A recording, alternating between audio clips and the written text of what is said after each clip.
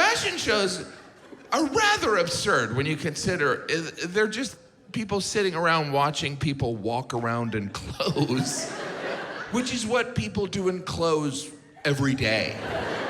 But at fashion shows, they're so fascinated. They're like, oh my gosh. Oh, wow. Look at that person walking close. How do they do it? Oh, if only we could watch them do laundry. And we all know what a fashion show is because we've seen it on TV. In December, they televised the Victoria's Secret fashion show, which is excellent, by the way. Well, that one's different because there's angels, so there's a spiritual aspect to the thongs they're peddling. It's interesting, all the models are beautiful. You ever notice that? You're like, yeah, Jim, that's the point. No, but all the models, they pick people that would look good in any clothing. Like, if you want me to buy a suit, show me Michael Moore looking good in it.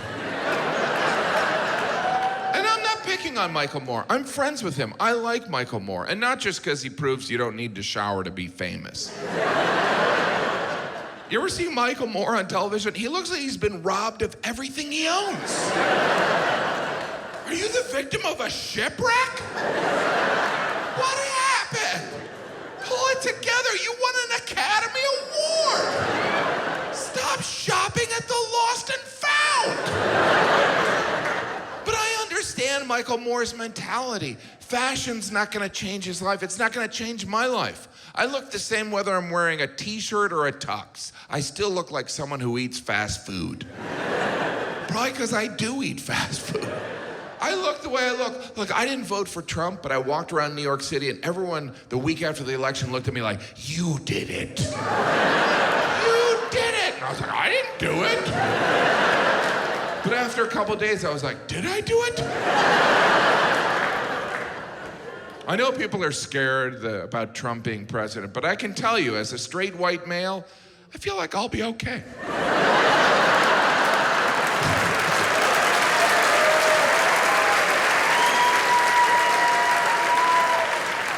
My wife hates that joke. And I love her, but not enough to get rid of that joke. I would do anything for my wife. I'm aware of that. But there are people that are more romantic. Prince Edward abdicated his right to the English throne for the woman he loved. Isn't that unbelievable? He was forced to choose between the woman he loved or being King of England, and that idiot chose the broad. Now, I'm sure in that moment it was the right decision, and I'm happily married, but even in the best relationship, each person has thoughts where they go, I've made an enormous mistake. But we never thought I could have been King of England. Do you think Prince Edward really ever got over that? Every time he had to empty the trash, he's like, the King of England doesn't have to empty trash. The King of England can chat with his ex on Facebook. Can you imagine what kind of news event that abdication was in the UK? They must have been, he's gone mad. We should get him to hospital. Jim, your British accent is getting worse. Why wouldn't you take 5 minutes and learn a good accent? It's just lazy. It's just lazy. My wife's pretty amazing. She is better at things, and I'm not ashamed to say that. Like her guilt trip, legendary. My wife is half Catholic, half Jewish, so her guilt trip is like a superpower. I walk in a room, she looks at me, and I feel horrible. And that's called love. We've been together so long, I will get angry about a guilt trip she hasn't even given me yet. I'll be like, I'm gonna watch the football game. She's like, okay. And I'm like, 'cause I want to.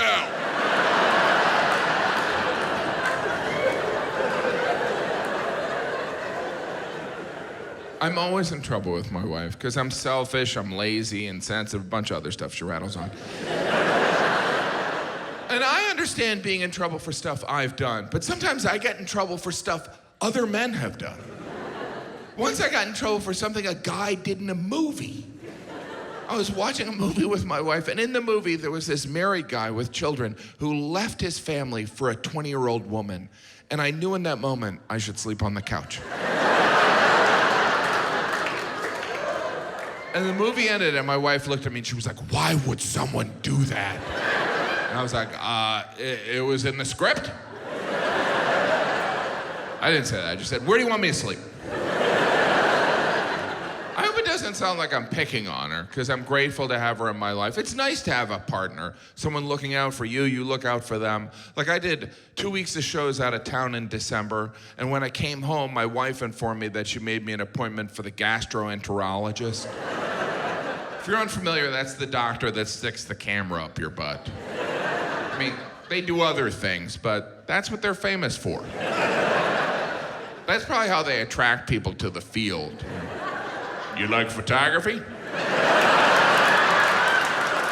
I got a job you're gonna love. I didn't ask my wife to set up this appointment. I wasn't sick, I didn't have any symptoms. She just did it because she was looking out for me. So she casually brought it up. She goes, just so you know, I made you an appointment for the gastroenterologist. And I said, just so you know, I won't be going. She was like, why wouldn't you go? It's just a consultation. I said, well, it's the principle. I'm an adult. I make my own decisions. Thank you. Anyway, so I'm at the gastroenterologist. The doctor starts to describe the procedure, and I said, look, I should probably let you know, I don't really enjoy getting my picture taken. I would be open to an ultrasound. I think a lot of men are curious what the jelly on the belly feels like.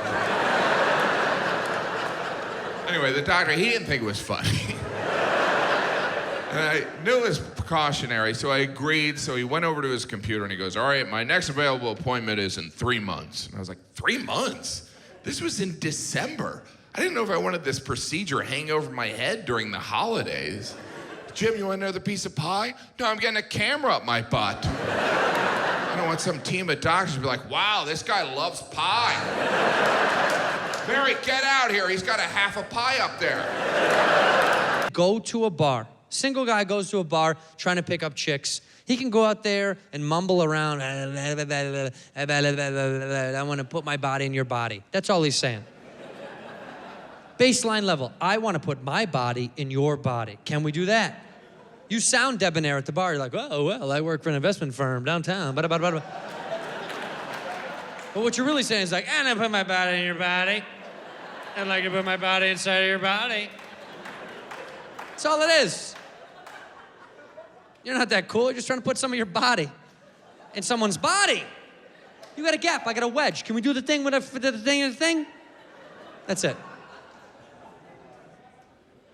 Think about that. That's a hard thing to do, to go out to a bar and convince a girl, I'm the guy that you want to do things with. Think about how hard it was for us to start that. How did we start that? How did a caveman ever get to that point with a cave woman? How did a caveman say that when there was no language, no communication skills? First of all, when you were a caveman, you just stood around with your buddies, mumbling. You're like, that's it. There's really nothing going on, just a lot of... Then one of you, out of nowhere, would just get an erection. Explain that to the crew. Oh, come on, so, hey, no. All your buddies are mad. Hey, no. They don't like it, pointing at them. You gotta be a non-verbal dick salesman going up to women like, hey, come on, say Hey, what are you selling? She doesn't know. You can't say it. Who said yes? The slowest girl in the pack. Had a bad leg. She was lugging around. Okay.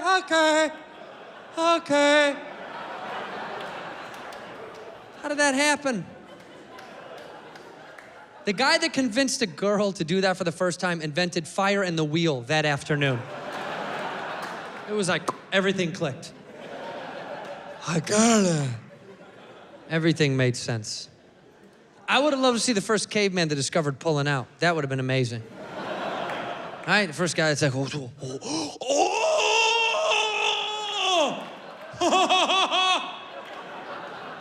That's how all that shit on the wall got started. They were like, blah, blah, blah. What do you think, that ink? There was no ink. It's jizz symbols.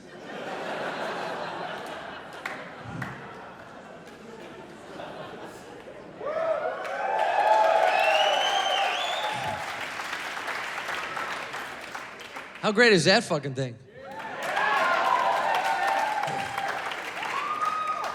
So my buddy's an artist, and I was like, I want to fucking pop a bear with a cubby bear with a Blackhawks headdress, and I want him wearing Jordans for the Bulls and White Sox, and I want him eating deep dish and drinking a beer. And my buddy smoked enough pot as I did, and he came up with this, so it was fucking pretty amazing. The Chicago flag, yeah. Cool. It's cool. We got a lot of pride in this town, so we should. You know what I mean? You can't fuck with us. Come fuck with us. Where's my crane camera? Come fuck with us, rest of the United States. Where the fuck you guys at? Come to Chicago. Rip your fucking throats out.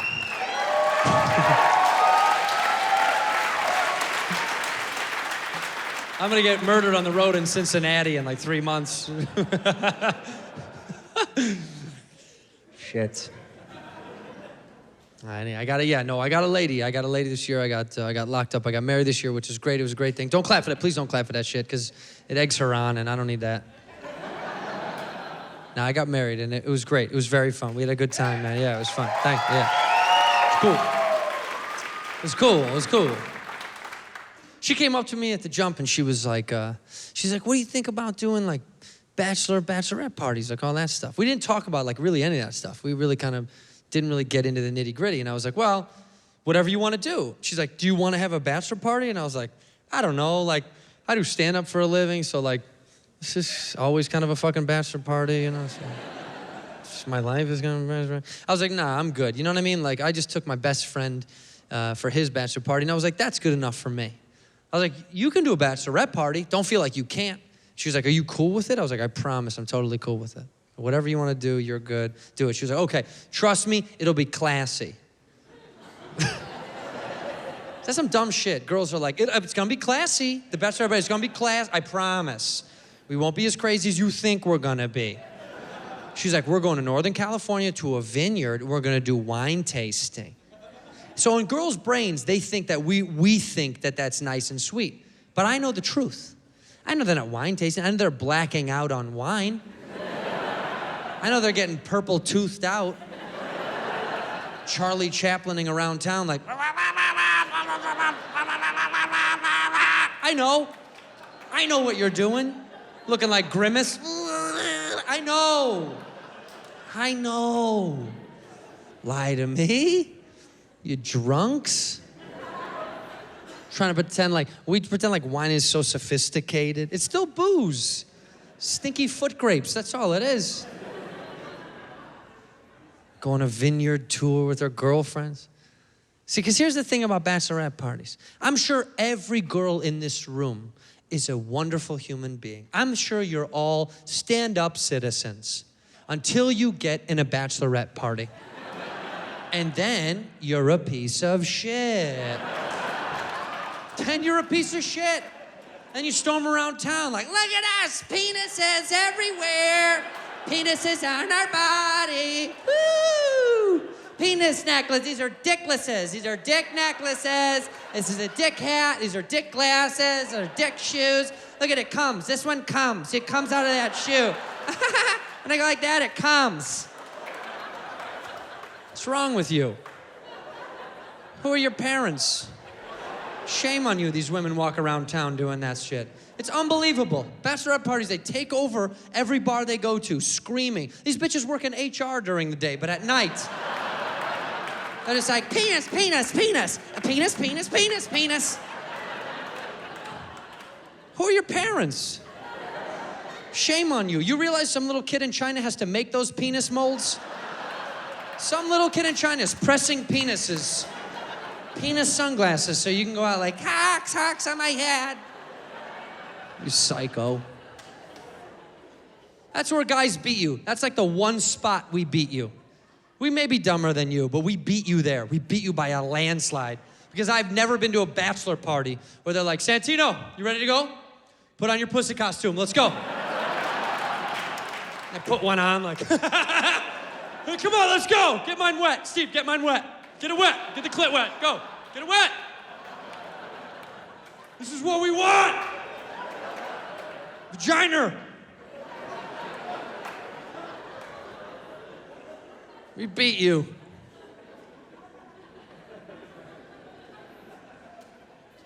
So we went down and we went got married out of Small stuff. I find out quick, I gotta go. I'm kicking it with this girl. We eating little snacks. She pulled out a Kit Kat and just bit it. I said, bitch, you're not gonna break the bars up?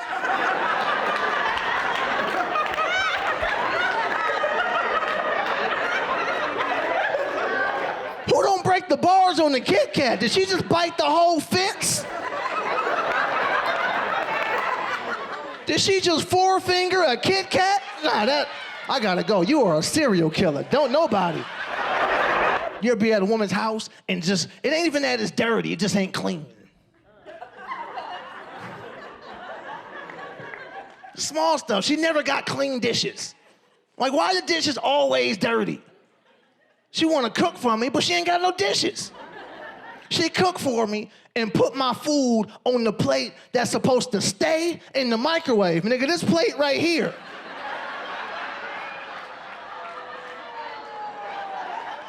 So I'm not eating on this bullshit. No, who eats off this plate right here? My spaghetti smell like popcorn. I'm not eating this. That popcorn smell does not come off this plate. I am not eating microwave popcorn spaghetti. That is, I can't do it, fam. It's little stuff. You meeting women, they be way too into their zodiac sign. As soon as you meet, how you doing? What's your sign? Bitch, West Side. I don't know. I don't follow all of them charts. It's out the jump. They just too much with it, man. And then what'll happen is sexually. When you with somebody for a long time, sexually, y'all know each other. You don't gotta try a bunch of stuff. You know what she like, you know what he like, and y'all can just get on about y'all day. You meet these people, they got these strange ideas sexually. I'm hanging out with this girl. We had sex for the first time. I wanted to get some head, because I'm an adult.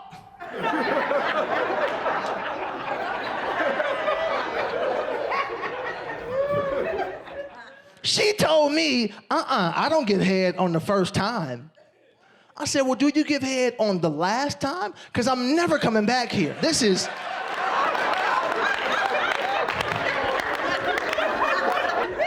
said, I'm not coming back. I'm not coming back for this mediocre vagina. This is...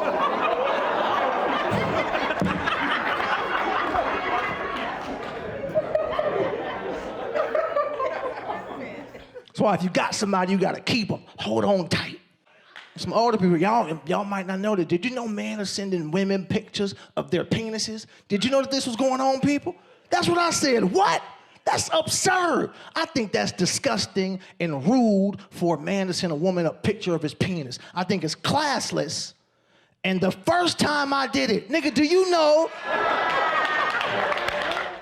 She sent it back to me. I said, did she just return to sender my dick pic? And I took time on it. I got the lighting right. I got the vein in order.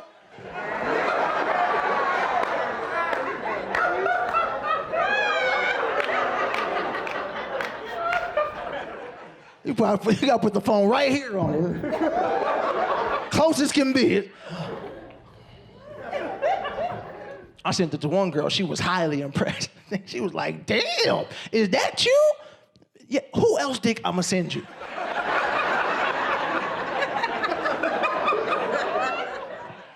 I don't even know where to get another dick from. That's what she said. You could have asked your homie. I'm not asking my friend for no picture of his dick to send to you. That is an uncomfortable conversation, fam. Let me get a picture of your dick, dog. What? Man, calm down. For me, I'm gonna send it to her. Oh, I know you light skinned. I'm gonna put a filter on it. Appreciate that. I'll get this right back to you, fam. You know, we be taking all of these nasty pictures, and we don't even understand technology as a nation. We think we do, but we don't get it. We take all these nasty pictures, and they go in the cloud. And none of us really know what the cloud is. We have no idea.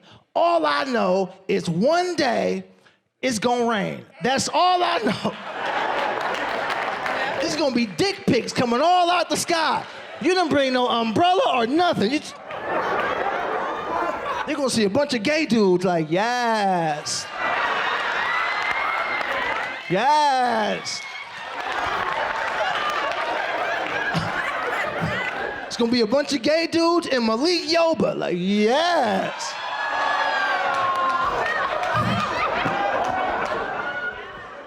I don't have kids because I pull out.